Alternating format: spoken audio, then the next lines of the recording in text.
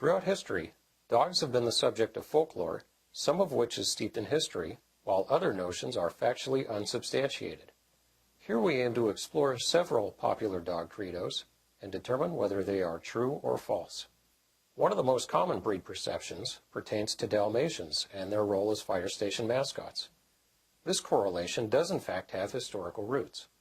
Prior to the advent of the automobile, firefighting apparatus was pulled by horse-drawn carriages. Because of their history as coaching dogs, Dalmatians were used to clear a path for and guide the horses to their destination. Dalmatians were also kept at fire stations to guard the horses and fire equipment. Although the days of carriages are now behind us, the Dalmatian's role today as a fire station mascot endures, but primarily as a novelty and homage to fire station tradition. Another popular belief about dogs is that St. Bernards once carried casks of brandy or other liquor around their necks to warm travelers beset by bad weather and suffering from cold. The liquor was thought to reinvigorate the freezing person. Although this job was often depicted in film and cartoons, and one of the saint's earliest duties was to rescue stranded travelers, the use of the keg is most likely an urban legend. The fact that alcohol accelerates the onset of hypothermia raises doubt as well.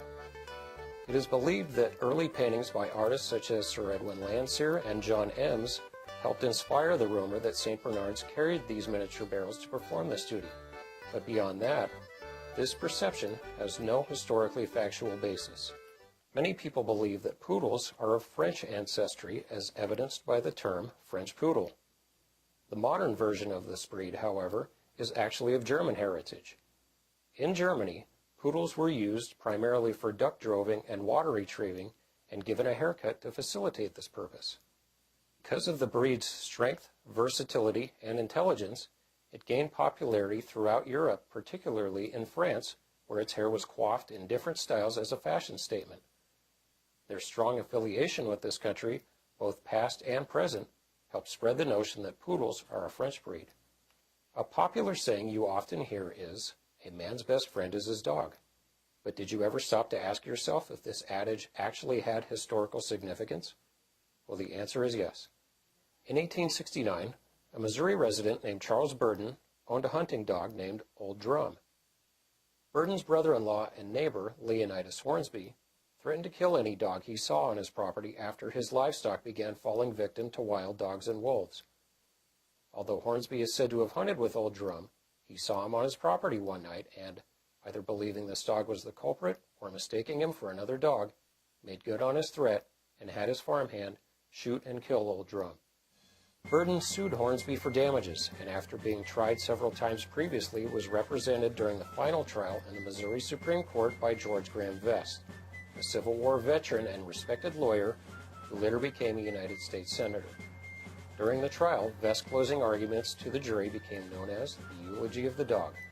In an excerpt taken from the famous eulogy, Vest is quoted as saying, "The people who are prone to fall on their knees to do us honor when success is with us may be the first to throw the stone of malice when failure settles its cloud upon our heads.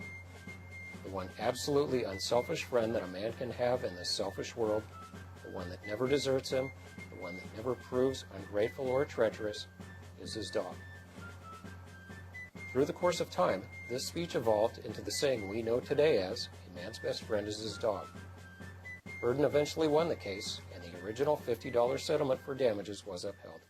In 1958, a statue of Old Drum with a plaque containing the renowned eulogy was built in front of the current Johnson County Courthouse, where it can be seen to this day in Warrensburg, Missouri. The original Johnson County Courthouse, where the trial was held, also still stands in Warrensburg, maintained by the Johnson County Historical Society and is open to the public. Reenactments of the famous trial are periodically held there as well.